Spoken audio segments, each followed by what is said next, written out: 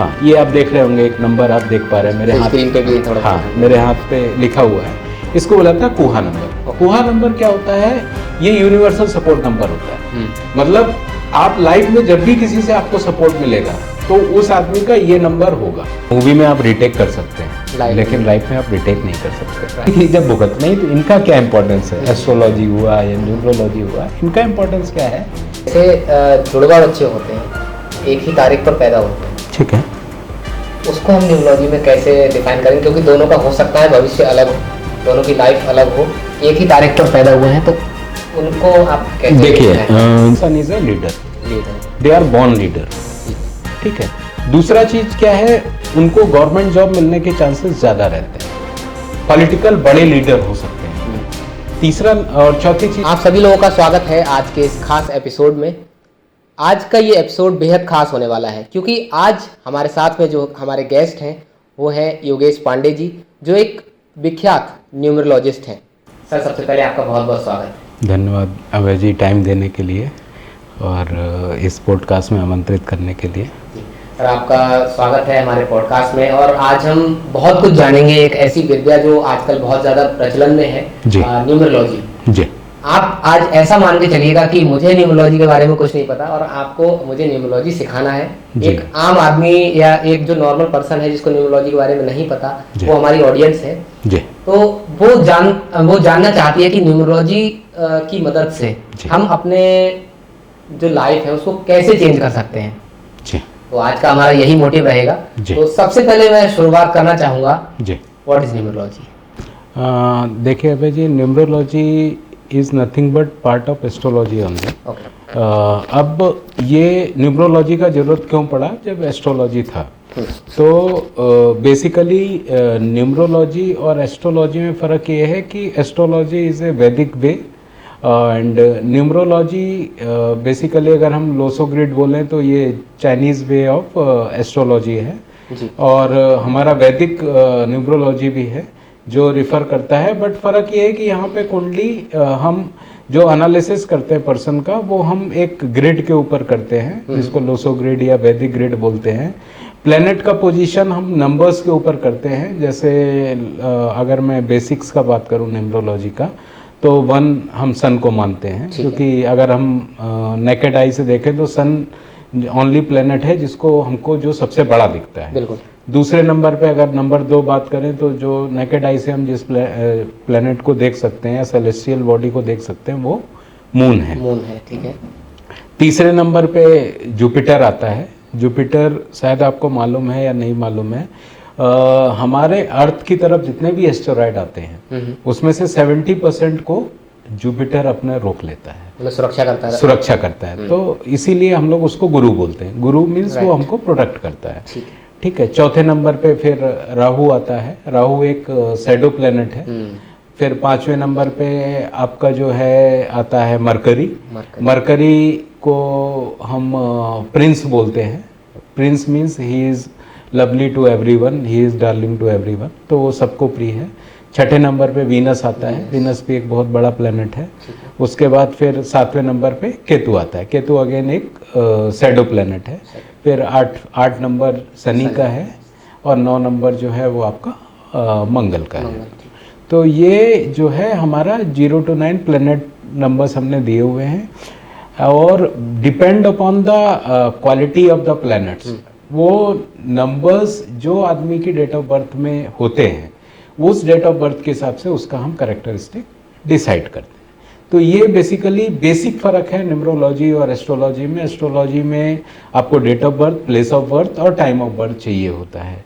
Numerology में केवल आपका डेट ऑफ बर्थ होने से, करेक्ट होने से हम काफ़ी कुछ प्रेडिक्शन आपके बारे में कर सकते हैं। ओके, तो कोई और फैक्टर्स इसमें नहीं देखे जा सकते आपकी डेट ऑफ बर्थ के अलावा? अदर फैक्टर्स मीन्स मतलब जैसे कि आपने बताया कि हम एस्ट्रोलॉजी में बहुत सारी चीज़ें देखते हैं, लोकेशन देखते हैं। नहीं देखते नहीं, ज़रूरत होता है। आपका जो कुंडली है वो बनाने के लिए 3 चीज़ चाहिए होता है, date of birth, place of birth, time of birth. ठीक है। लेकिन आपको अगर मेरे को न्यूमरोलॉजी का एनालिसिस करना है तो मेरे को केवल आपका डेट ऑफ बर्थ चाहिए। उससे आप लोसो ग्रिड बनाते हैं? उससे लोसो ग्रिड भी है, वैदिक ग्रिड भी है। लोसो ग्रिड क्या होता है? Lo Shu grid basically it is a Chinese way of expressing the what you say Chinese astrology.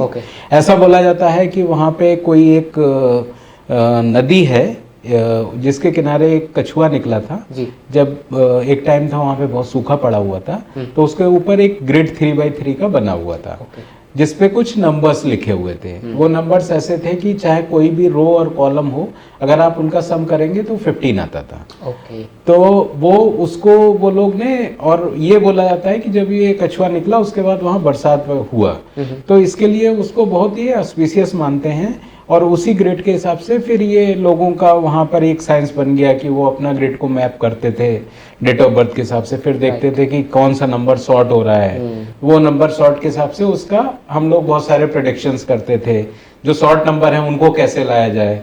तो ये न्यूमरोलॉजी में एक ये अच्छी चीज है कि जैसे आपका वैदिक एस्ट्रोलॉजी में अगर हम जाते हैं तो वहाँ पर क्या आपको कुछ उपाय करने होते हैं, किसी प्लेनेट का कंडीशन सही है, वो मैलिक है या आपके लिए फ्रूटफुल है, तो वहाँ पर प्लैनेट्स का होता है। यहाँ पर क्या है कि मिसिंग नंबर्स का, मतलब वो नंबर्स या वो प्लैनेट जो आपकी लाइफ में अच्छा इफेक्ट डाल सकते थे बट नहीं डाल पा रहे हैं, उनको हम ऐड कर सकते हैं with the help of name correction and mobile number correction. अब नेम करेक्शन और मोबाइल नंबर करेक्शन क्यों? ठीक है, देखिए डेट ऑफ बर्थ तो हम अपना चेंज कर नहीं सकते, वो तो फिक्स हो गया। ठीक है, अब दो डेट ऑफ बर्थ को छोड़ के अदर दो इंपॉर्टेंट चीज हमारी लाइफ में क्या बचती हैं? एक तो हमारा नाम है, क्योंकि हमको सब लोग उसी नाम उसी से ही जानते हैं, तो हमारी जो वाइब्रेशंस होंगे वो नेम के हिसाब से ज्यादा होंगे। ठीक है, तो इसके लिए एक अलग न्यूमरोलॉजी का स्ट्रीम है जिसको बोला जाता है नेम न्यूमरोलॉजी। नेम न्यूमरोलॉजी में क्या है, हर एक लेटर को एक एक नंबर दिया हुआ है। अच्छा, मतलब अल्फाबेट्स को भी हम अल्फाबेट्स को नंबर दिया है और आपके नाम का हम टोटल सम निकालते हैं। ठीक है, वो सम हम देखते हैं कि आपके जो मिसिंग नंबर्स हैं लूसो ग्रिड में या वैदिक ग्रिड में, वो उनको फिलअप कर रहे हैं कि नहीं कर रहे हैं। अगर नहीं कर रहे हैं तो हम आपके नेम में चेंजेस करेंगे, चेंज करके हम उसको उस नंबर पे लाने का कोशिश करते हैं जो आपके लोसो ग्रेड में मिसिंग है। ठीक है, अब आपको एक सिंपल सा एग्जांपल बताता हूँ अमिताभ बच्चन साहब का। अमिताभ बच्चन साहब की लोसो ग्रेड में 5 नहीं आता है। जब तक उनका मैरिज नहीं हुआ था तब तक उनकी लाइफ में बहुत स्ट्रगल रहा। Even he worked into A office. मतलब 5 नंबर क्या दर्शाता है? 5 नंबर बेसिकली आपके लाइफ में प्रॉस्पेरिटी और बैलेंस को दिखाता है। एक्चुअली बोला जाए तो न्यूमरोलॉजी में 5 नंबर सबसे इंपॉर्टेंट नंबर होता है, और अगर आप 100 डेट ऑफ बर्थ लेंगे तो शायद हार्डली 2 या 3 में 5 नंबर आएगा। ओके, परसेंटेज बहुत कम है। बहुत कम है, तो 5 नंबर बहुत कम होता है। तो ये बोला जाता है कि बच्चन साहब की जब जया बहादुरी से मैरिज हुई, ठीक है, मैं जया बहादुरी की लोसो ग्रेड में 5 नंबर था, तो वो जैसे ही वो मैरिज हुआ तो वो इनको भी आ गया, क्योंकि हमारे यहाँ बोला जाता है अर्धांगिनी मतलब हमारा आधा हिस्सा वाइफ होती है। तो जैसे ही 5 नंबर ऐड हुआ वैसे उनका कैरियर एकदम से सूट अप कर दिया। राइट, तो नंबर्स का ये इंपॉर्टेंस होता है हमारी लाइफ में। तो हम ये कोशिश करते हैं, जब भी मेरे पास कोई क्लाइंट आता है तो हम ये देखते हैं कि उसके मिसिंग नंबर्स क्या क्या हैं। ठीक है, अब पहली बात तो उसके जो नंबर एग्जिस्ट करते हैं उस हिसाब से वो प्रॉपर उस डायरेक्शन में जा रहा है मतलब कि उसका प्रोफेशन उस हिसाब से है कि नहीं है, उसका जो रूटीन है वो उस हिसाब से है कि नहीं। फॉर एग्जाम्पल से आप अपना डेट ऑफ बर्थ बताइए। मेरा है 10/7/2002। 10/7/2002। तो जो ड्राइवर नंबर होता है वो होता है आपका डेट ऑफ बर्थ का सम। ओके, तो आपका डेट ऑफ बर्थ है 1 + 0, यानी आपका 10 है तो उसको हम सिंगल डिजिट में लाते हैं, तो 1 + 0 = 1 हो गया। तो आपका जो ड्राइवर आया वो आया 1। अब आते हैं कंडक्टर पे। कंडक्टर है आपका 1/7/2002। तो 1 + 7 8 हो गया, 8 + 4 12। 12 को अगर हम 3 तो आपका कंडक्टर हो गया 3। एक नंबर और होता है जिसको हम बोलते हैं कुहा नंबर। कैसे निकालते हैं? हाँ, ये आप देख रहे होंगे, एक नंबर आप देख पा रहे हैं मेरे हाथ स्क्रीन पे भी थोड़ा। हाँ, मेरे हाथ पे लिखा हुआ है, इसको बोला जाता है कुहा नंबर। कुहा नंबर क्या होता है? ये यूनिवर्सल सपोर्ट नंबर होता है। मतलब आप लाइफ में जब भी किसी से आपको सपोर्ट मिलेगा तो उस आदमी का ये नंबर होगा, कुहा नंबर। फॉर एग्जाम्पल से आपका कुहा नंबर में कैलकुलेट करता हूँ। आपका कुहा नंबर में क्या, आपका केवल ईयर ऑफ बर्थ लिया जाता है। तो आपका ईयर ऑफ बर्थ कितना आ रहा है? 4। ठीक है, तो इसको हम 10 से माइनस करेंगे तो 10 - 4 कितना होता है? 6। अभी देखिए जो मैंने बात बोली थी वो यही प्रूफ हो जाती है। मैं आपके साथ बैठा हूं, आप मेरे को सपोर्ट कर रहे हो, हम दोनों का कुहा नंबर सेम है। ओके। तो न्यूमरोलॉजी में ये 3 नंबर बहुत इंपॉर्टेंट होते हैं। ठीक है। अब कैसे आपको एक न्यूमरोलॉजिस्ट के पास जाना क्यों जरूरी है? ठीक है, जैसे फॉर एग्जांपल आपका केस है, आपका ड्राइवर नंबर 1 है, कंडक्टर नंबर 3 है। ड्राइवर जो है अप टू 35 एज तक इफेक्टिव रहता है, 35 के बाद कंडक्टर इफेक्टिव रहता है।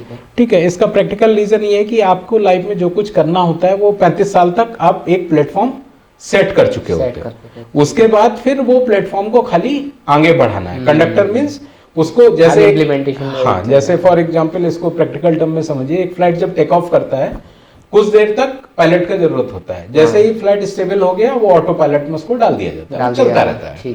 तो ऑटो पायलट आप समझ लीजिए कंडक्टर हो गया। ओके। और ये जो पायलट जब तक आपका फ्लाइट स्टेबल नहीं हुआ था तब वो ड्राइवर नंबर था।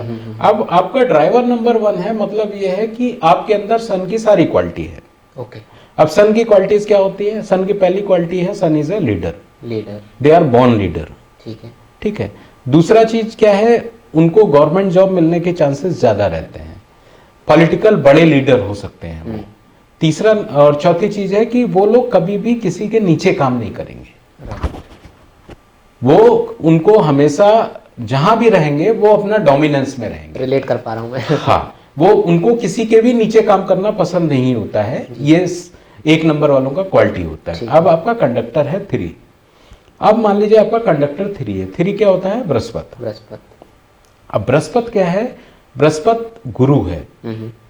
अगर आपका 35 के बाद में आपका 3 नंबर अगर इफेक्टिव होता है, या वैसे भी आपका कंडक्टर है, आपकी लाइफ को चलाने वाला गुरु है, आप शराब नहीं पी सकते, आप मांस नहीं खा सकते, आप किसी की बुराई नहीं कर सकते। ये आप करेंगे आप खत्म हो जाएंगे। क्यों? क्योंकि ये गुरु के कैरेक्टरिस्टिक्स है। तो इसके लिए न्यूमरोलॉजिस्ट के पास जाना जरूरी है कि मेरे कैरेक्टरिस्टिक्स क्या है और मेरे को किस फील्ड में जाना चाहिए। फॉर एग्जाम्पल से 9 नंबर होता है कमांडर का। आपको आर्मी में 80% लोग वो मिलेंगे जिनका ड्राइवर या कंडक्टर 9 होगा। तो वो बाई बॉर्न कमांडर्स होते हैं जो 9 नंबर है। ये 9 नंबर को वैसे भी सेनापति बोला जाता है। मतलब कौन सी प्लेनेट से रेजोनेट होता है?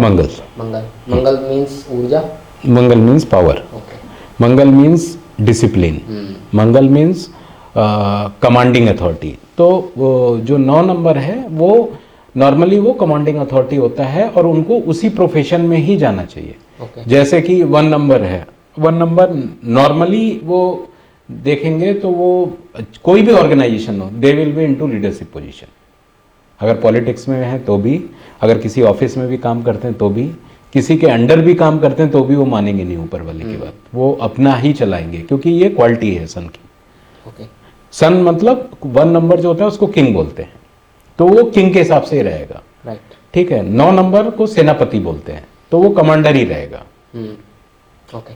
तो सर जैसा कि अभी आप बता रहे हैं, एस्ट्रोलॉजी में जैसा होता है कि एस्ट्रोलॉजी से हम प्रेडिक्शंस भी करते हैं, डिसीजन लेने में भी हेल्प करता है, तो क्या न्यूमरोलॉजी भी ऐसा करता है कि हमारे फ्यूचर को भी प्रेडिक्ट कर सकता है? वो तो है ही। उसके अलावा क्या वो हमें अपनी लाइफ में डिसीजन मेकिंग में हेल्प कर सकता है? करेक्ट। एक्चुअली क्या होता है कि जो आपका एस्ट्रोलॉजी है, एस्ट्रोलॉजी क्या होते हैं, ये चार्ट्स होते हैं, और चार्ट्स में आपको अगर एनालिसिस करना है तो आपको बहुत इन डेप्थ जाना पड़ता है। मतलब उसमें फिर हमको उसका देखना, दशा, महादशा, उसके बाद है फिर कौन सा नक्षत्र है, ये है वो है, बहुत सारी चीज़ें एनालिसिस करनी पड़ती हैं। तो वहाँ पर क्या है कि अगर आप ठीक आदमी के पास नहीं पहुँचे तो ज़्यादातर चांसेस ये हैं कि आपको गलत चीज़ें ही मिलेंगी। न्यूमरोलॉजी में अच्छा चीज़ क्या है, चीज़ों को बहुत सिंपल कर दिया गया है, क्योंकि हर एक प्लैनेट का अपना एक कैरेक्टरिस्टिक्स है, हर एक प्लैनेट का अपने एक उसके जो है बोलते हैं कि प्रोफाइल्स हैं, हर एक प्लैनेट अपना एक कलर से इफेक्टेड होता है, हर एक प्लैनेट एक डायरेक्शन से इफेक्टेड होता है, हर एक प्लैनेट एक जो हमारे 5 एलिमेंट्स होते हैं, आपने सुना होगा क्षितिजल पावक गगन समीरा, तो ये 5 एलिमेंट्स हर एक जो है एक एलिमेंट को वो करता है, रिप्रेजेंट करता है। ऐसे ही हर एक प्लैनेट जो है हर एक नेचर को, जैसे हमारे 3 तरह के नेचर होते हैं, वात पित्त कफ। ठीक है। तो आप जैसे आपका जैसे 1 है तो मैंने ऐसे बता दिया, जो है आपका नेचर जो है वात है, बात मीन्स आप हमेशा जो है एयर, बात मीन्स Okay, एयर होता okay, है। air एयर मीन्स क्या है कि आप हमेशा बहुत एनर्जेटिक रहेंगे, थिन रहेंगे, ठीक है, और आपको गैस से रिलेटेड इशू हमेशा रहेंगे। ओके जैसे जैसे एज बढ़ेगा ये रहेंगे ही रहेंगे। तो आप मतलब काफी कुछ चीजें जो है केवल नंबर्स उसके ड्राइवर कंडक्टर्स देख के आप उसको बता ऐसे ही हेल्थ भी प्रेडिक्ट कर सकते हैं। हाँ हाँ, हेल्थ का एक अलग, हेल्थ न्यूमरोलॉजी अलग है। Okay. जैसे मोबाइल न्यूमरोलॉजी है, नेम न्यूमरोलॉजी है, ऐसे ही हेल्थ न्यूमरोलॉजी भी एक अलग चीज है। Okay. जिसमें आपको सेट रूटीन दिया जाता है कि आपको ये चीजें फॉलो करनी है तो आपको बीमारी नहीं होगी। ठीक है। तो basically numerology is nothing but part of astrology only, लेकिन उसको बहुत कुछ साइंटिफिक कर दिया गया है, Right. ये बोल सकते हैं आप। और हर एक प्रिडिक्शन पॉसिबल है और हर एक सोल्यूशन पॉसिबल है, स्पेशली आज की जो डेट है जहां पर हमारा मेन अगर हम बोलें एक आदमी का मेन आइडेंटिटी ही मोबाइल हो गई है। अगर नाम के बाद दूसरा कोई आइडेंटिटी हमारा है तो हमारा मोबाइल नंबर है। हो सकता है आने वाले टाइम में ऐसा भी हो कि नेम नहीं रह जाए, केवल मोबाइल नंबर रह जाए। राइट। आजकल भी आप देख रहे हैं मैक्सिमम लोग मोबाइल नंबर से ही पहचाने जाते हैं। तो मोबाइल नंबर क्या है? अब मोबाइल नंबर का सोल्यूशन केवल आपको न्यूमरोलॉजी में मिलेगा, वो आपको एस्ट्रोलॉजी में नहीं मिलेगा। क्या नंबर्स आपके पास होने चाहिए, आपके लाइफ में क्या प्रॉब्लम आ रही है और ये प्रॉब्लम किस नंबर, मोबाइल नंबर की वजह से, उसको चेंज करने से आपका क्या फ़ायदा होगा। तो ये सब चीज़ें एक न्यूमरोलॉजी, जो मोबाइल न्यूमरोलॉजी है, एक अपने आप में बहुत वास्ट सब्जेक्ट है।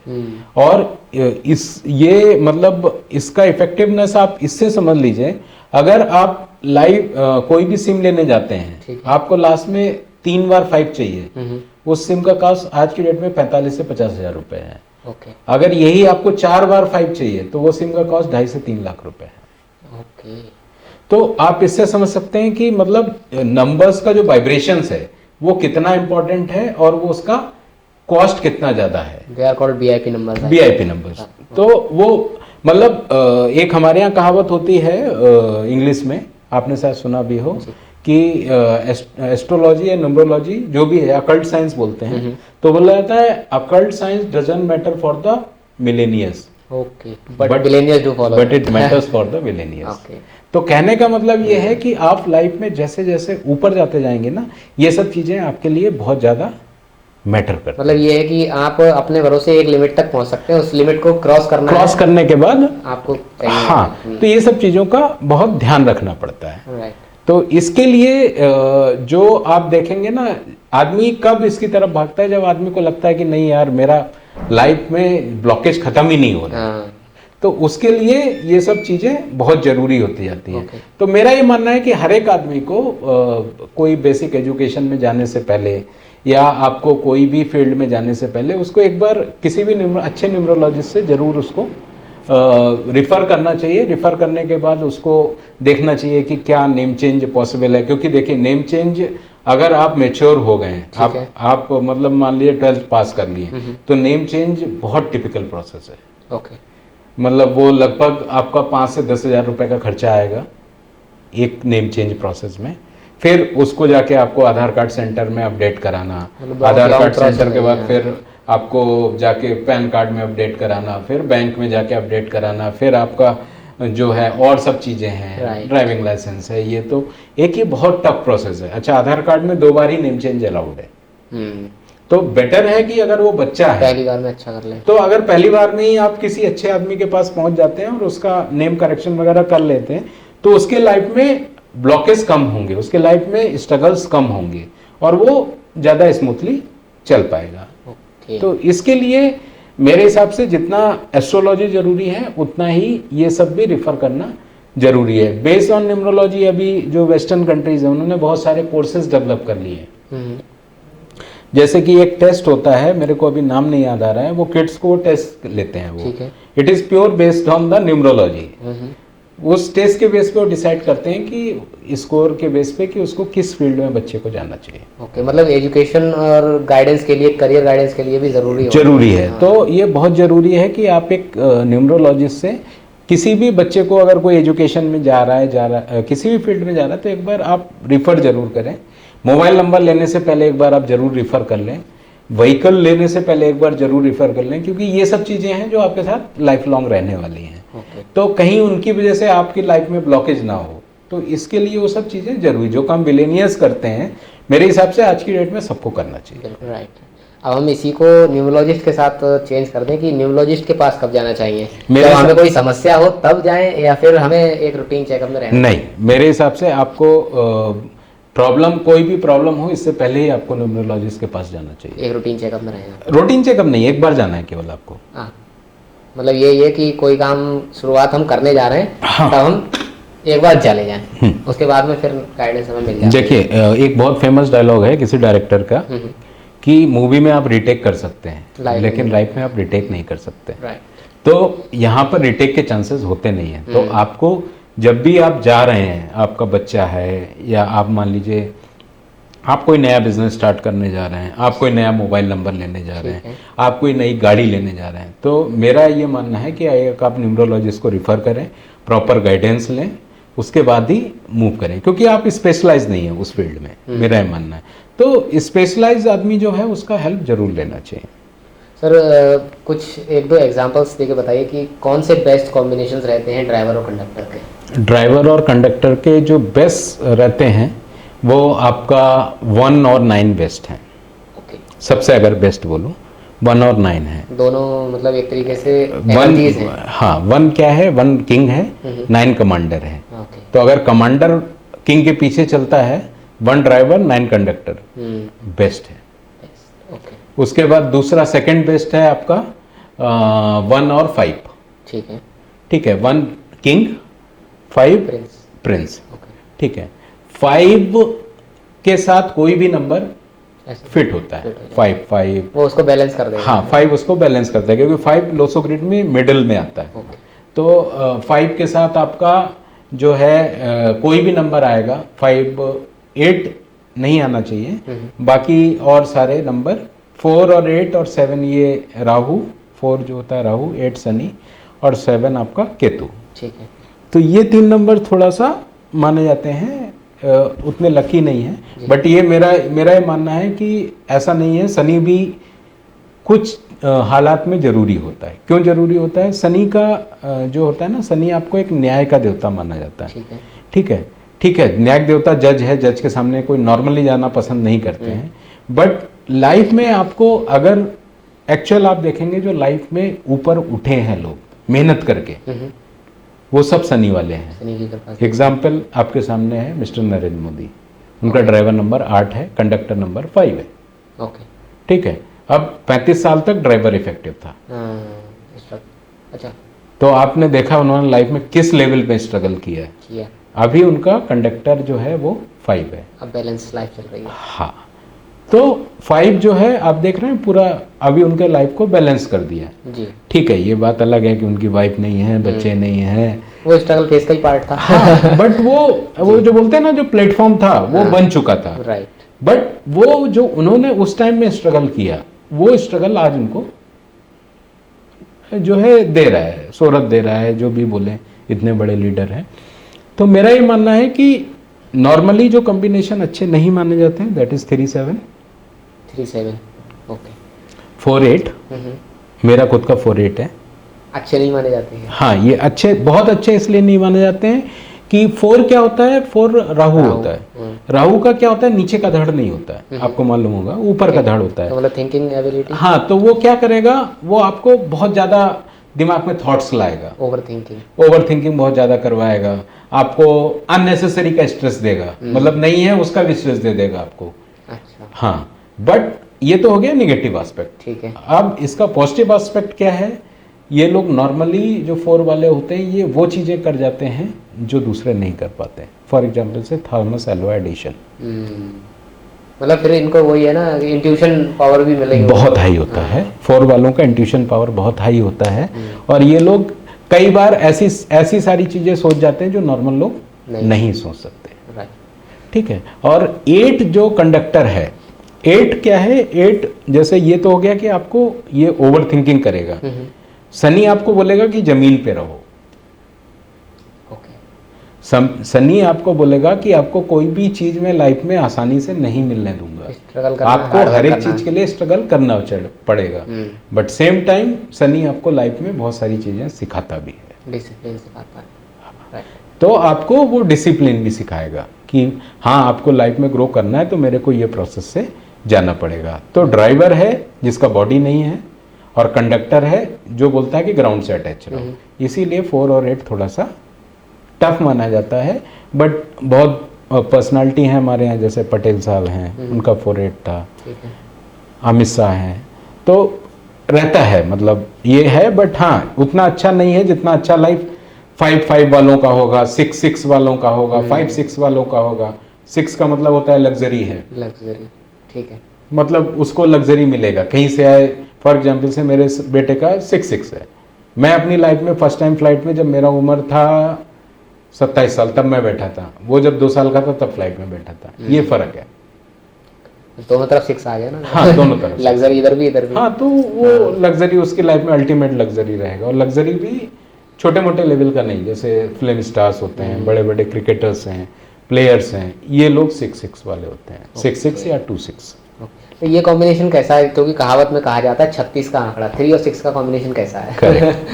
3 एक्चुअली क्या होता है, 3 बृहस्पति है, 6 जो है शुक्राचार्य है। तो 3 देवताओं के गुरु हैं, और 6 जो है वो दैत्यों के गुरु हैं। तो इन दोनों का जो है कभी भी आपस में पटता नहीं है। रीजन बीइंग 3 बोलेगा आपको शराब नहीं पीना है, 6 बोलेगा नहीं आपको शराब ही पीना है, इसीलिए आपको शराब ही पीना है। ये बोलेगा कि नहीं आपको जो है मांस मदिरा नहीं खाना है, ये बोलेगा कि नहीं खाना है। तो इसके लिए इसके लिए इनकी लाइफ में हमेशा स्ट्रगल चलता रहेगा। क्यों? क्योंकि दोनों जो प्लैनेट्स हैं, ड्राइवर और कंडक्टर हैं, वो आपस में 36 है। 36 आंकड़ा मतलब अगर आप हिंदी में बनाएंगे तो 3 ऐसे होता है और 6 ऐसे होता है। इसीलिए हमारा हिंदी में कहावत है कि 36 का आंकड़ा है इनका। तो 36 का आंकड़ा मतलब दोनों का आपस में पड़ता नहीं है। राइट सर, मैं बात करता हूँ कि एस्ट्रोलॉजी में बहुत सारे एस्पेक्ट देखे जाते हैं, डेट ऑफ बर्थ देखा जाता है, टाइम देखा जाता है, लोकेशन देखी जाती है, लेकिन हम न्यूमरोलॉजी में केवल डेट ऑफ बर्थ लेते हैं। तो क्या एक्यूरेसी भी उतनी रहती है? देखिए एक्यूरेसी का ऐसा है कि न्यूमरोलॉजी में ये मानना है, बेसिकली प्लेस ऑफ बर्थ और टाइम ऑफ बर्थ से क्या होता है, आपके नक्षत्र जो होते हैं, मतलब एक तो प्लैनेट कौन सा कहाँ पर है जी, वो डिसाइड होता है, दूसरा नक्षत्र वगैरह का पोजीशन। ठीक है। बट जो न्यूमरोलॉजी है it is pure predicted on the basis of the planets. तो प्लैनेट्स जो है वो आपके डेट ऑफ बर्थ से निकाल लिए जाते हैं।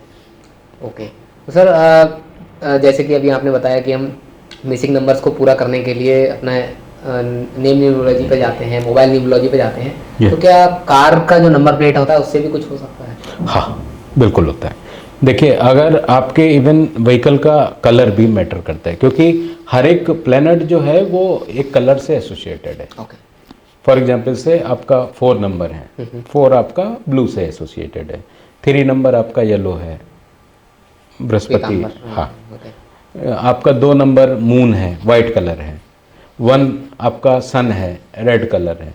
तो ये इवन कलर और गाड़ी का नंबर, ये सारा कुछ आपका एसोसिएटेड है, और वो आपका मतलब जो आपका ड्राइवर कंडक्टर है उसके साथ वो फ्रेंडली होना चाहिए। ठीक है। वो उसके साथ 36 का आंकड़ा मतलब उसका ये नहीं होना चाहिए, क्योंकि अगर वो होगा तो गाड़ी आपको कहीं और ले जाएगी और आप जाना कहीं और चाहोगे। तो इसके लिए मैं बोला ना कि लाइफ में precaution is better than cure. ठीक है, तो एक तो ये है कि जब आपका एक्सीडेंट हो गया तब आप दिखाने गए कि भाई मेरी गाड़ी में क्या गड़बड़ है, और एक ये कि नहीं आप पहले से ही प्रिकॉशन लेके चलो, भाई मेरे को ये नंबर मिलता है बहुत अच्छा है। अगर थोड़ा सा पैसा देना भी पड़ता है तो ठीक है, कोई दिक्कत नहीं है, बट एटलीस्ट आपका मतलब लाइफ आपका सेफ है तो वो जरूरी है। ओके, आपके पास बहुत सारे क्लाइंट्स आते होंगे, बहुत सारे लोगों को आपने पाथ दिखाया है न्यूमरोलॉजी के थ्रू, तो आपने उनसे डील करते वक्त ये क्या चीज़ें ऐसी जानी जो न्यूमरोलॉजी के बारे में सबसे ज़्यादा लोगों को भ्रम होते हैं? ऐसे कौन से मिथ्स हैं जो न्यूमरोलॉजी के बारे में लोगों के माइंड में रहते हैं, कुछ महसूस हुआ? क्योंकि ज़्यादातर लोग क्या है कि एस्ट्रोलॉजी पे ज़्यादा बिलीव करते हैं, न्यूमरोलॉजी क्योंकि उसका एक पार्ट है, न्यूमरोलॉजी पे इतनी जल्दी नहीं स्विच हो पा सकते। हो सकता है ये ट्रेंडिंग हो, लेकिन न्यूमरोलॉजी पे भरोसा अभी भी लोग इतना नहीं करते जितना एस्ट्रोलॉजी पे है। क्या मिथ्स हैं लोगों के माइंड में? नहीं, मिथ्स का देखिए इसमें ऐसा है ना कि एस्ट्रोलॉजी बहुत पुराना है। अगर हमारा इंडियन कल्चर को आप देखते हैं तो एस्ट्रोलॉजी हमारे यहाँ बहुत पुराना है, और एस्ट्रोलॉजी अगर हम अभी तक जो देखते आए हैं वो हम मतलब कुंडली, पंडित, यही सब हमने देखा है कि भाई उन्होंने कुंडली बनाई, कुंडली के हिसाब से प्रेडिक्शन किए और बहुत सारे ये हुए। तो लोगों का नो डाउट ये नई चीज़ है, बट मैं आपको एक एग्जांपल देता हूँ। अगर मान लीजिए आज से 12 साल पहले, 15 साल पहले आप टाइपराइटर चलाते थे, ठीक है, और आप टाइपराइटर ही चलाते रहते, तो आज क्या आप एग्जिस्ट करते? नहीं, आप फिनिश हो गए होते। तो उसको अपग्रेड करना जरूरी है। नोकिया के साथ यही हुआ। आप लोगों ने नोकिया का स्टोरी सुना होगा। सैमसंग, जब गूगल वालों ने एंड्रॉयड डेवलप किया तो सबसे पहले नोकिया के पास गए थे, क्योंकि उस समय नोकिया का वर्ल्ड में 70% मार्केट शेयर होता था मोबाइल्स में। सबसे बड़ा था। हाँ, 70%। मगर 100 मोबाइल बिकते हैं तो 70 मोबाइल नोकिया के बिकते थे। नोकिया वालों ने बोला नहीं, हमको इसका जरूरत नहीं, हाँ, हमको टच स्क्रीन का जरूरत नहीं, हमारे अपने सॉफ्टवेयर सफिशिएंट है। चेंज हो गया, टच स्क्रीन एकदम से हिट हो गया, सैमसंग ने खरीद लिया उनसे, एकदम से एंड्रॉयड हिट हो गया, नोकिया खत्म हो गया। आज देख लीजिए वो कंपनी भी बिक गई। तो क्या है कि पहला चीज़ है टाइमली करेक्शन करना अपने आप को, दूसरा चीज़ है टाइम के हिसाब से अपने आप को करेक्ट करना, और तीसरा चीज़ है कि फ्यूचर कहाँ जा सकता है उसके हिसाब से अपने आप को प्रिपेयर रखना। फॉर एग्जाम्पल से अगर मैं आज बात करता हूँ, मैं बात बता रहा हूँ 2003 का, 3 या 4 का। मैं उस समय पोस्टेड था भुवनेश्वर में। मेरे पास एक बंदा आया, सॉरी 2012, हाँ 2012 का एक बंदा आया मेरे पास, बोला साहब आप 4 बिटकॉइन खरीद लीजिए।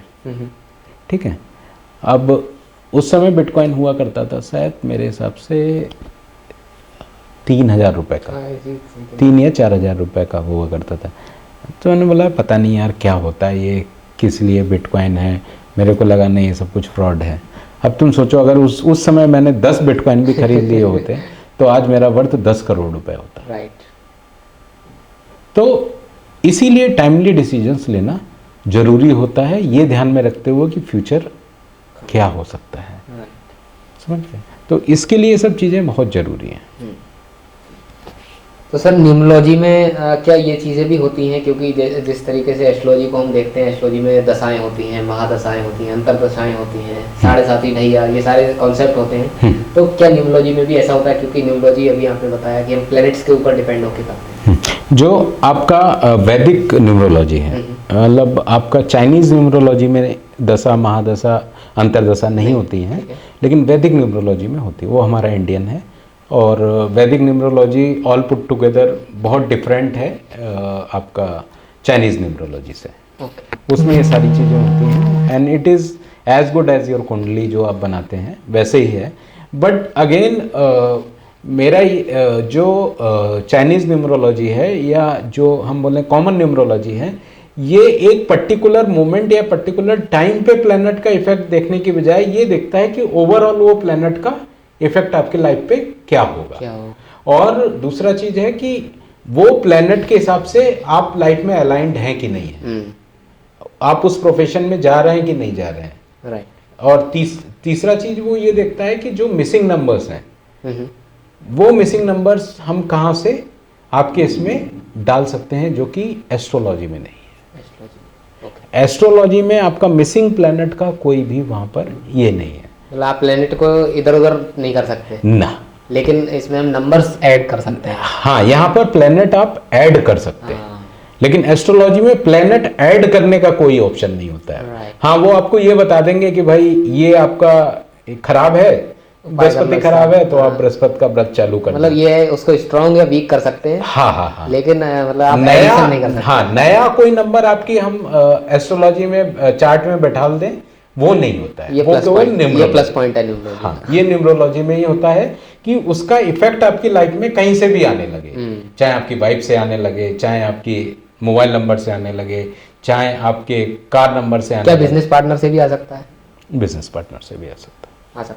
हाँ, अगर आप बिजनेस में हैं तो बिजनेस पार्टनर से भी आ सकता है, आपके लाइफ पार्टनर से भी आ सकता है, आपके नेम करेक्शन से भी आ सकता है, आपके मोबाइल नंबर से भी आ सकता है, सब जगह से आ सकता है।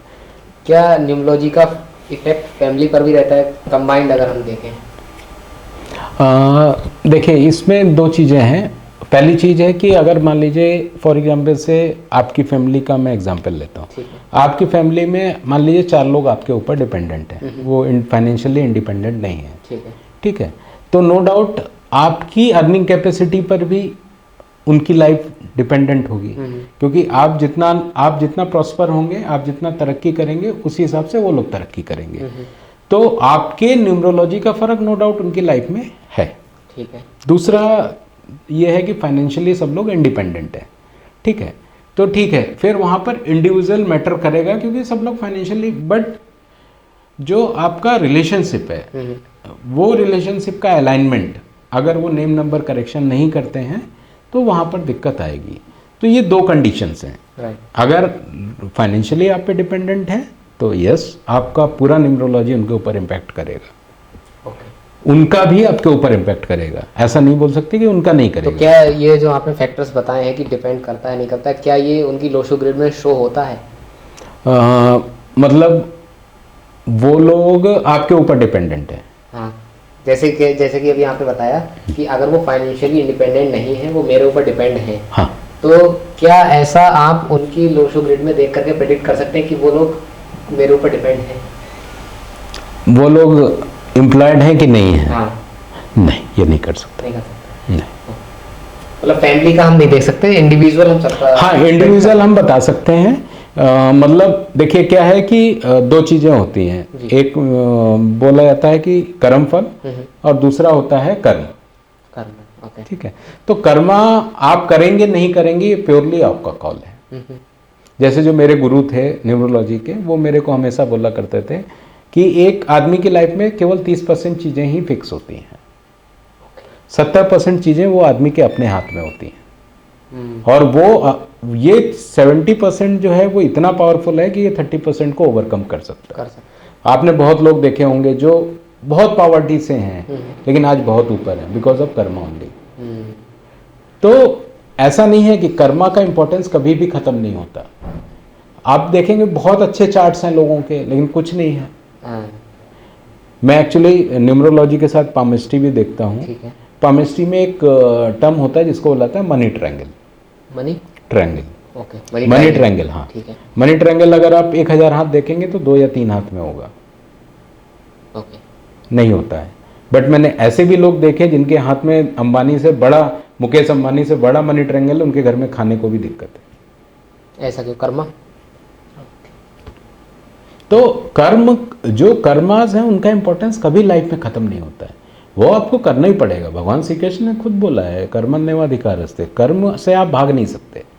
हाँ ठीक है, आपकी लाइफ में 30% चीज़ें फिक्स है तो वो चीज़ें फिक्स है, उसमें आप कुछ नहीं कर सकते। आप एक गरीब परिवार में पैदा हुए, एक अंबानी की फैमिली में पैदा हुआ, दोनों में भाग्य का फर्क है।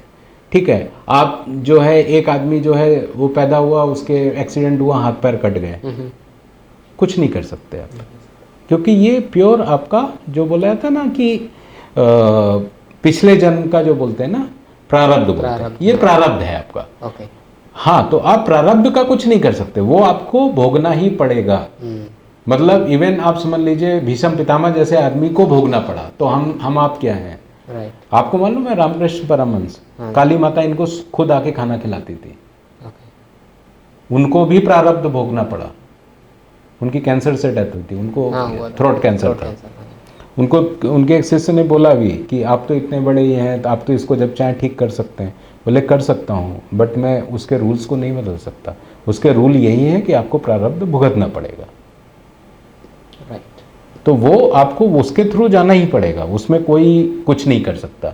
बट हाँ ये है कि अब आप बोलेंगे कि जब भुगत नहीं तो इनका क्या इंपॉर्टेंस है? एस्ट्रोलॉजी हुआ या न्यूमरोलॉजी हुआ, इनका इंपॉर्टेंस क्या है? बरसात आने वाला है, मान लीजिए न्यूमरोलॉजी ने आपको बोल दिया कि भाई बरसात आने वाला है, तो आप छाता लेके चले जाओगे तो थोड़ा इफेक्ट कम होगा।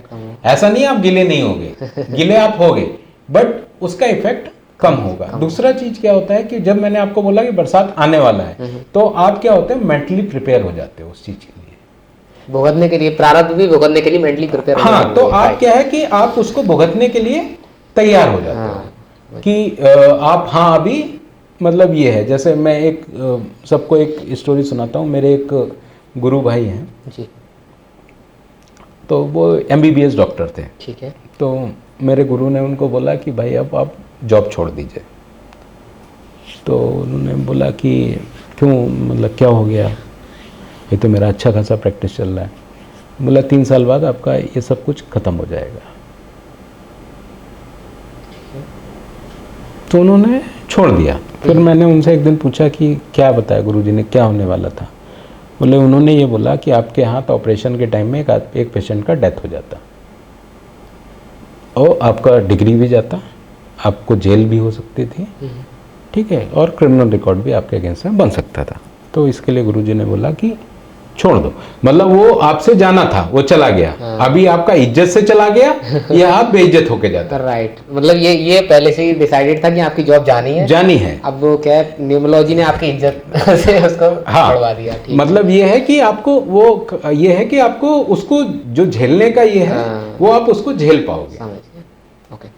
अब मैं सर, मैं आपके हाथ में ब्रेसलेट देख पा रहा हूँ, फिरोजा टर्किश स्टोन है मेरे ख्याल से जी। ये कहाँ तक वैलिड होते हैं न्यूमोलॉजी में? क्योंकि एस्ट्रोलॉजी में तो रेमेडीज में हम जेमस्टोन्स रिकमेंड करते हैं। करेक्ट। मैंने आपको बताया ना अभी कि देखिए हर एक प्लेनेट एक कलर से गवर्न होता है। राइट। ठीक है। तो जो ये आप देखते होंगे जेम्स हैं या ये जो भी लोग रिकमेंड करते हैं या पहने जाते हैं, ये उसके लिए पहने जाते हैं जो प्लैनेट्स आपके वीक होते हैं या जिनका इफेक्ट वीक होता है। ठीक है। तो क्या होता है कि उनके ग्रेविटी इफेक्ट को बढ़ाने के लिए उस कलर का हमको, वो जो इस तरह के आपके, ये कौन से प्लैनेट से रेजोनेट करता है? ये आपको मरकरी से करता है। मरकरी। ओके। आपको लाइफ में, सॉरी वीनस से, अगर आपको लाइफ में प्रॉस्पेरिटी चाहिए, जैसे आपने बच्चन साहब को देखा इतना बड़ा नीलम पहनते हैं, नीले रंग नीलम है उनका। हाँ, तो वो क्या होता है, हाँ, वो आपका मतलब लग्जरी को दिखाते हैं। मतलब वो पर्टिकुलर प्लैनेट वीक है तो ये क्या करेगा, ये basically they act as a lens आपने देखा होगा, लाइट को इकट्ठा करके एक जगह फोकस कर देता है। ओके। तो ये जो होते हैं ये क्या करते हैं, वो प्लैनेट का पर्टिकुलर ग्रेविटेशन को एब्जॉर्ब करके, आपने देखा होगा ना, ये टच करते रहते हैं ह्यूमन बॉडी को। तो वो क्या है, वो उसको, उसके इफेक्ट को, प्लैनेट के इफेक्ट को आपकी बॉडी में, मतलब इट इज लाइक कि आपका अगर मान लीजिए शुगर है आपको, तो शुगर का मतलब क्या है कि आपका ये कम हो गया है इंसुलिन, तो आप इंसुलिन इंजेक्ट करते हैं ना बॉडी में। Right. बस यही सेम कॉन्सेप्ट है। ओके। वो प्लैनेट के इफेक्ट को अगर और ज्यादा मॉडर्नाइज टर्म में बोलूं तो उसके ग्रेविटी इफेक्ट को ये लोग वहां से यूनिवर्स से पुल करके आपकी बॉडी में इंसर्ट करते हैं। सो वो इसी को बोलते हैं कि रेमेडीज है। रेमेडीज का मतलब ये है कि जो प्लैनेट आपका वीक है उसके इफेक्ट को थोड़ा सा कंसंट्रेट करे। इसके लिए होता है। तो जेमस्टोन महंगा है या सस्ता है, ये कैसे डिफाइन होता है? डिपेंड्स अपॉन उसका इफेक्टिवनेस। कैसे पता करते हैं इफेक्टिवनेस को कि इसने ऐसा किया? उसके तरीके हैं, हर एक पर्टिकुलर जो भी आप लेबोरेटरी टेस्टिंग है, कई सारी टेस्टिंग है उसमें। पहला चीज़ है जो जेन्युइन होगा वो आपको ऑन सरफेस वो उसका जो विजिबिलिटी होगा वो बहुत आपको अट्रैक्टिव लगेगा। ठीक है। दूसरा चीज़ है कि कुछ टेस्ट होते हैं, जैसे टोपाज का मैं जानता हूँ। टोपाज बेसिकली होता है जुपिटर के लिए, जिनका जुपिटर वीक है, येलो कलर का होता है। जिनका जुपिटर वीक है उनको टोपाज पहनना चाहिए गोल्ड में। ठीक है। ये वाली उंगली में, ये जो उंगली होता है आपका, ये जुपिटर का उंगली होता है। तो टोपाज जो अच्छा टोपाज है, अच्छा टोपाज मेरे हिसाब से आपको इतना बड़ा टोपाज का कॉस्ट 2 लाख या 3 लाख रुपए होगा, जो जेन्युइन है जो उसका चेक करने का तरीका है, उसको पानी में डाल दीजिए तो पानी से येलो रेज निकलेंगी। ओके। येलो कलर मैंने आपको बताया ना, येलो कलर आपका होता है जुपिटर का, तो उससे येलो रेज निकलेंगी। तो नॉर्मली जो मतलब जिनको बोलते हैं जो जेन्युइन होंगे, 2 तरह के होते हैं, एक सब्स्टिट्यूट होते हैं, जेन्युइन होते हैं। जेन्युइन जो है वो उनका आपके बॉडी में इफेक्ट बहुत तगड़े होते हैं। मतलब लोग बोलते हैं कि होता है, कुछ नहीं होता, नहीं होता है, and it is a pure science, इसमें कोई वो नहीं है। ये इसका इनके जो काम है सेम काम, वही काम होते हैं जो लेंस के काम होते हैं।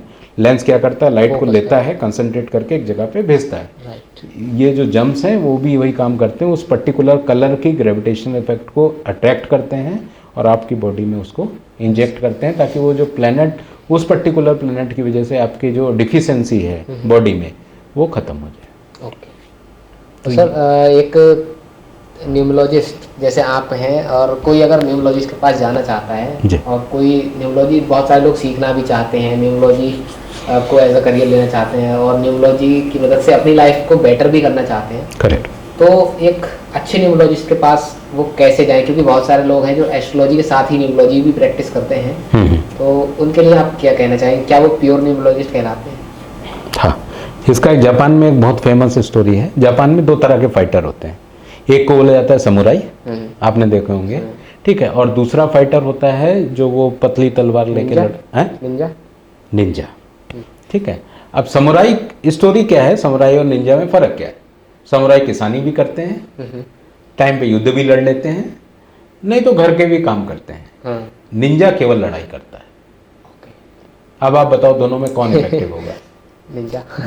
तो मेरा ये मानना है जैक ऑफ ऑल ट्रेड्स के जाने की जगह आप परफेक्टनेस के पास जाइए, पैसा ज़्यादा लेगा, ठीक है, लेकिन आपको सोल्यूशन मिलेगा। और ये चीज़ मैं केवल न्यूमरोलॉजी या एस्ट्रोलॉजी के लिए नहीं बोलता हूँ, लाइफ के हर एक फील्ड में एप्लीकेबल है। आपको कोई भी नॉलेज सीखना है, मेरे इंग्लिश टीचर थे यहाँ भूड़ पे थे, जब मैं पढ़ता था इंग्लिश उनसे, वो सुबह केवल 2 घंटे पढ़ाते थे, 5 बजे से 7 बजे, एजेड थे काफ़ी, लेकिन उनके पास 20-25 स्टूडेंट ही आते थे, लेकिन जो आते थे वो उनको पता है उनको क्या मिला है।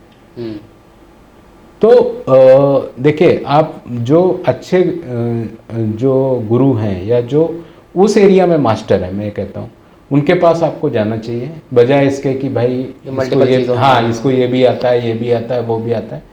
मैं उससे आप कभी भी आपको मतलब एकदम ऑब्सोल्यूट चीज़ें नहीं मिलेंगी।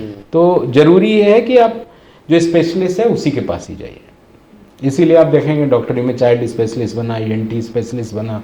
ज़रूरत क्या थी? ज़रूरत ये थी कि MBBS के पास भी जा सकते थे, बट MBBS क्या है, जैक ऑफ ऑल ट्रेड्स है, उससे आपको कोई बहुत ज़्यादा वो नहीं होगा। हाँ, लेकिन जो ENT का डॉक्टर है वो केवल ENT ही बताएगा, वो उसी में ही फोकस्ड है। तो मेरे हिसाब से जो मास्टर लोग हैं उनके पास ही जाना चाहिए। और अगर आपको न्यूमरोलॉजी में कैरियर बनाना है, ठीक है, तो मेरा ये मानना है कि आप इसको अलॉन्ग विद स्टडीज चालू कर दें,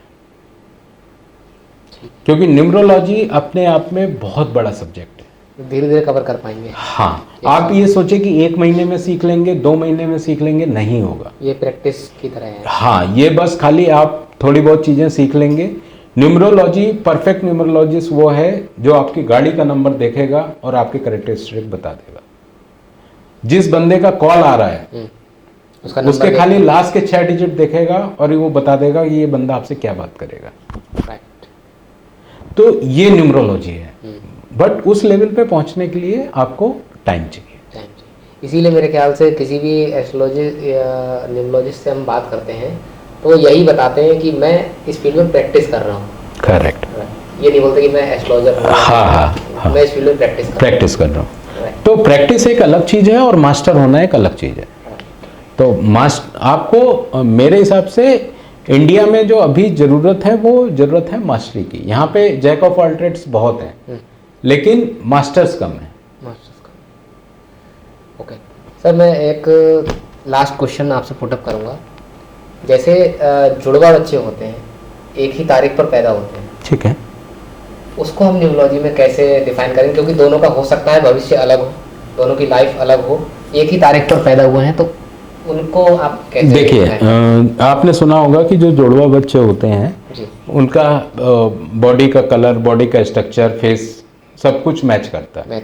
एक को तबीयत खराब होती है, दूसरे की तबीयत खराब होती है, एक रोता है, दूसरा रोता है, ठीक है। और ये सब केवल मूवी में नहीं है, हकीकत है, ठीक है। क्योंकि मैंने बहुत सारे केस जुड़वा के ऐसे देखे हैं कि एक की बच्चे की तबीयत खराब हुई तो दूसरे की अपने आप हो जाती है। तो कहीं ना कहीं तो आप मान रहे हैं कि दोनों एक दूसरे से कनेक्टेड है, तभी हो रहा है, ठीक है। अब बात आई कि आप बोलेंगे कि भाई वो जुड़वा थे, उसमें से एक जो है वो कुली बन गया और दूसरा जो है वो दूसरा बिजनेसमैन हो गया। तो अगेन फिर वही 70-30 वाली जो मैंने बात बोली ना, कि 30% तो सेम है, लेकिन जो 70% है वो एक ने यूज किया और दूसरे ने प्रारब्ध वाला बात। बस, तो कर्म का इंपॉर्टेंस कभी भी खत्म नहीं होता है। भाई मैं आपको 10 रेमेडीज बता दूंगा, आप करोगे नहीं तो क्या फायदा हो? कुछ फायदा होने वाला है उसका? नहीं। तो आप एक चीज याद रखिए, लाइफ में कर्मास का इंपॉर्टेंस कभी खत्म नहीं होता है। और अगर कोई ये बोलता है कि नहीं सब कुछ भाग्य के भरोसे होता है, तो वो बिल्कुल गलत है। आदमी अपने भाग्य को कर्म से बदल सकता है। ये हाथ की रेखाएं भी बदलती हैं, मैंने लोगों की बदलते देखी हैं। रेखाएं बदलती हैं। रेखाएं बदलती हैं। मैंने कितने हाथ देखे हैं जिनकी रेखाएं बदल गई। क्यों? क्योंकि उनने उस लेवल का एफर्ट डालना चालू कर दिया। तो सर बहुत अच्छा लगा आज आपसे बात करके, क्योंकि आज हमने न्यूमरोलॉजी के साथ में लाइफ लेसन्स भी लिए, स्पिरिचुअलिटी का भी हमने कुछ डिस्कस किया। जी। होप कि लोगों को न्यूमरोलॉजी के बारे में अच्छे से समझ में आया होगा और न्यूमरोलॉजी से अपनी लाइफ बदल पाएंगे लोग। जी। और न्यूमरोलॉजी की तरफ भी शिफ्ट होंगे धीरे धीरे करके। जी। आपको कैसा लगा आज की पॉडकास्ट? नहीं, बहुत अच्छा लगा। आपके क्वेश्चन जो थे जितने सारे, बहुत डीप रूटेड थे। Deep rooted in the sense कि मतलब जो मेरे से बुलवाना चाह रहे थे वो आप बुलवा पाए, पहला चीज़ है। दूसरा चीज़ है कि आपके मतलब इस पॉडकास्ट के माध्यम से ही मैं बोलना चाहता हूँ कि आप न्यूमरोलॉजी हो, चाहे एस्ट्रोलॉजी हो, चाहे आपका और बहुत सारे ये हैं, ठीक है, इनको आप तब मत यूज़ करिए जब आप चारों तरफ से मुसीबत से घिर गए, जब बीमारी हो गई। हाँ, वही कहावत है कि आपको मतलब जब आप बीमार पड़ गए तब डॉक्टर के पास जाएं, वो नहीं होना चाहिए। आपको पहले से ही प्रिकॉशन लेके चलना चाहिए, क्योंकि चाहे वो न्यूमरोलॉजी हो, चाहे वो एस्ट्रोलॉजी हो, चाहे वो आपके और साइंसेस, अकल्ट साइंस हो, टैरेट कार्ड हो, ये सब प्योर साइंस है। इनको आप कभी भी ये मत समझिएगा कि ये सब चीज़ें अंधविश्वास है। नहीं, ये प्योर साइंस है।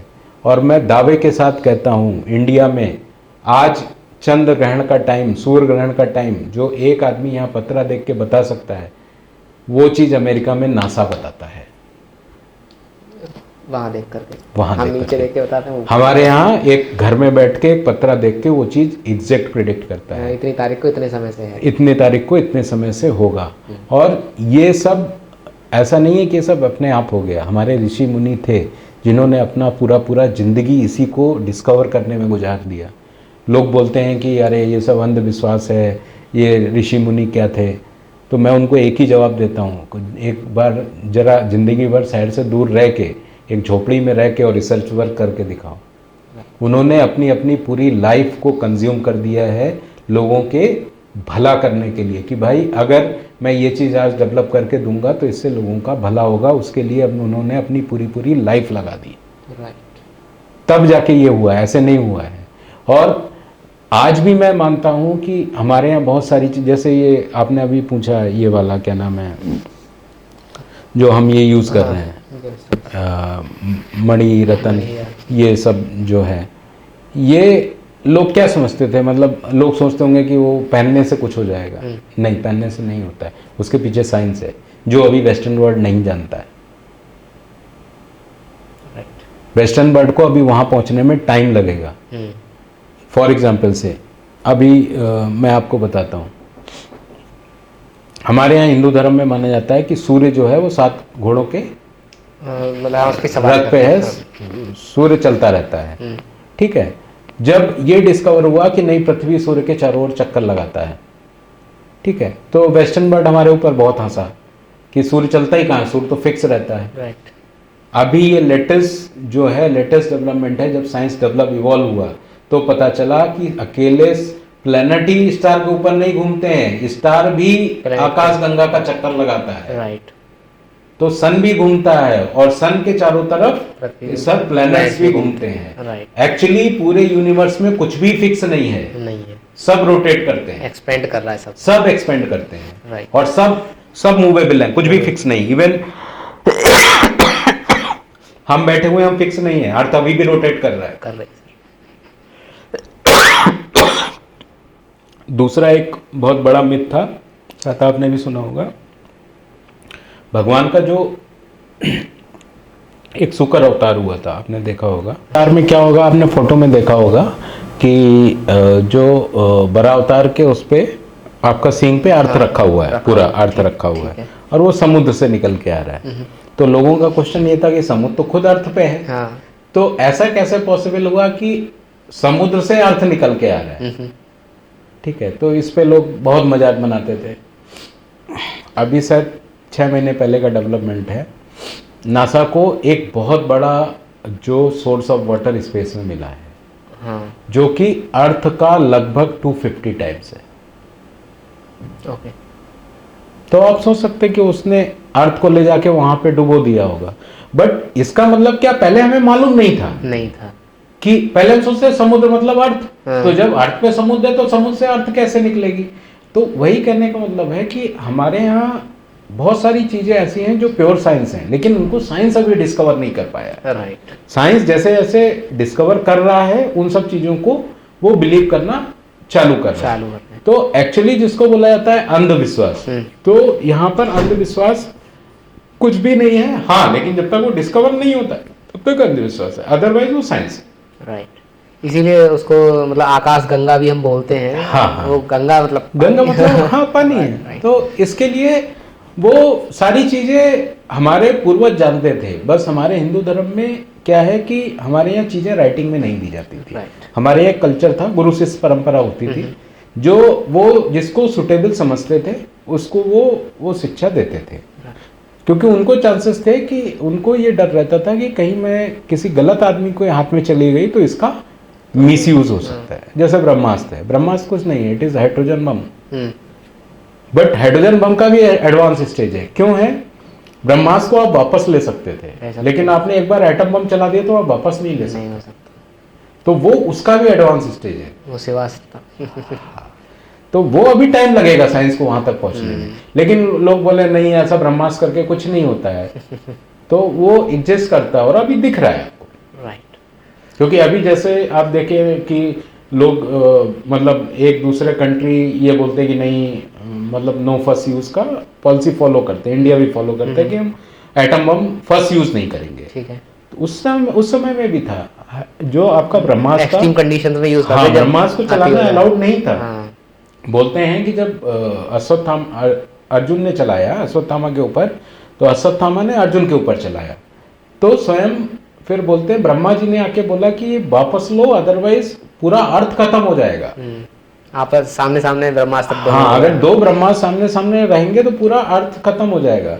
तो उसमें क्या हुआ कि अर्जुन को वापस लेना आता था, अश्वत्थामा को नहीं आता था। तो अश्वत्थामा ने फिर वो जो भगवान ने उसको कंसंट्रेट करके वो छोड़ दिया था इनके जो अभिमन्यु की वाइफ थी, उन क्या नाम था उनका, उसके पेट पे छोड़ दिया था, गर्भ पे, जो परीक्षित थे, तो भगवान ने उनका रक्षा किया था। तो मतलब वो इस लेवल तक थे कि इतनी बड़ी एनर्जी को एक पर्टिकुलर जगह पे फोकस भी कर सकते थे। वो एडवांसमेंट अभी हमारे साइंस में नहीं है, बट आने वाले टाइम में आएंगे, तब लोग इसको सही मानेंगे। अभी बोलेंगे अंधविश्वास है, ऐसा कुछ नहीं होता। तो सर बहुत अच्छा लगा आज आपसे डिस्कस करके, आपका बहुत बहुत धन्यवाद, आज आपने टाइम निकाला। थैंक यू अभय, मेरे को भी बहुत अच्छा लगा, और मैं चाहूँगा कि ये वीडियो सब तक पहुँचे ताकि सब लोग इसको एज ए प्रॉब्लम सोल्यूशन ना लें, इसको as a part of life, जैसे बोलते हैं ना कि बेसिक जो चेकअप है, डेली रूटीन चेकअप है, वैसे ही न्यूमरोलॉजी को ट्रीट करें। और न्यूमरोलॉजी को मतलब कोई अगर आपको इम्प्लीमेंट करना है तो चाइल्डहुड स्टेज से ही उसको इम्प्लीमेंटेशन बिल्कुल चालू करें। और आगे हम हो सकता है हम सीरीज भी लेके आए आपके साथ में, जिससे लोग और अच्छे से डीपली हाँ इसके बारे में समझ पाए, तो हम इसका वो भी हम करेंगे। Thank you.